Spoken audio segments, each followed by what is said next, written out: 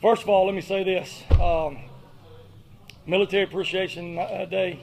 You know, all the servicemen and women across the country.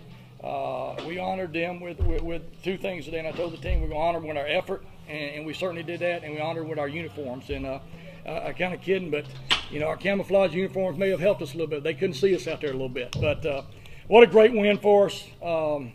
I can't say enough about our defense, forcing 4 turnovers.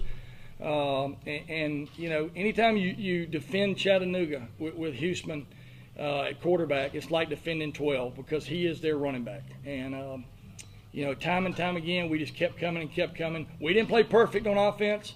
We didn't play perfect on defense, but we made plays down the stretch when we had to.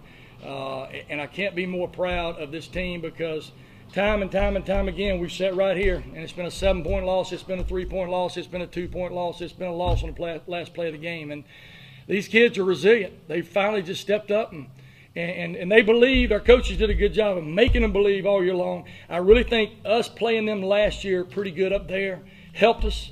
But at the end of the day, it's a different Chattanooga team. It's a different Mercer team. But what a win. What a win. And before I get questions, I want to say this. I want to thank Bear Nation for coming out. We're sitting there. It's 90% chance of rain, you know, all week long, and thunderstorms, and we're planning for the worst-case scenario. And I look up, and we got people everywhere. Great atmosphere, and what a great win for our program. Bobby, what's it like in the locker room after that, after so many close losses and tough moments for you to enjoy this one? Well, the biggest thing for me is I'm not worried about myself or the coaches. I'm worried about seeing the joy on those players' faces. They work so hard, and they put every ounce of effort into it.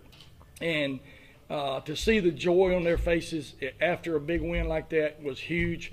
And I told them before we went out, and I really didn't want to say a whole lot about this during the week, but you know, we've had some milestones in this program. Number 1 was going 10-2 the first year, pretty big milestone. Number 2, we go into Southern Conference the very first year. We're playing with 38 scholarships. We get 1 conference win on the road versus VMI.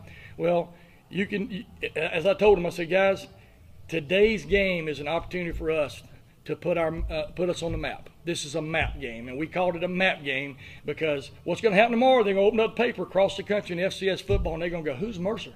Let's investigate a little bit more about Mercer because we just beat number 3 team in the country. So that's big for us. But I was just happy for the kids. How much confidence? I mean, it's got to be a huge confidence for you going forward with the rest of the season and just everything that's got. Well, you know, it's huge confidence boost for us because I tell you, we got people.